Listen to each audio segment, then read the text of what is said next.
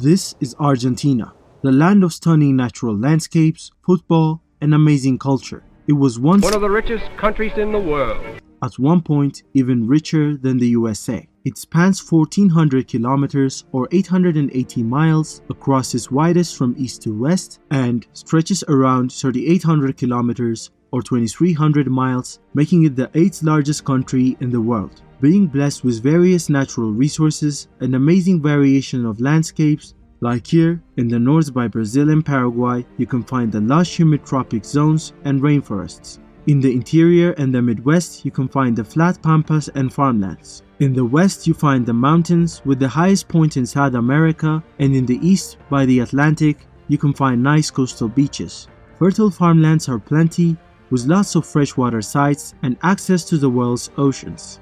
When we look at Argentina, it has roughly the same size as the part of the United States east of the Mississippi River. Yet, in this region of the United States, over 50% of the country calls it home, or around 165 million people. Yet, Argentina just has around 45 million. So then why is Argentina, a land of such blessed stature, so sparsely populated than countries on the same latitude such as parts of South Africa, Madagascar, New Zealand, and even Chile? The only place it has a major lead on is Australia, because that place is really empty. So why is most of Argentina empty? Just when it gained its independence from Spain in 1816, Argentina didn't have the form it currently has, and surprisingly, there is not much difference between the settlement patterns of the colonial Spanish and where most of the Argentines live today. You see, at this time, it didn't yet control the large portions of land we now know as Patagonia. Most approaches to Patagonia from the sea were hampered by inhospitable coastal cliffs and high tides. With the Pampas natives acting as a buffer against Europeans to the north, the Patagonian natives thus remained unmolested for centuries. But this wasn't to last. By the mid-19th century, the war with the natives in northern Patagonia and the southern and western Pampas was concluded in a campaign known as the Conquest of the Desert. Argentines, Chileans, and Europeans began to colonize Patagonia, with soldiers and financial contributors to the war receiving huge land grants. Argentine settlers proceeded southwards from the Pompeian port city of Bahia Blanca and from Neuquén in the Andean foothills. Chileans from Punta Arenas settled in Tierra del Fuego. Welsh,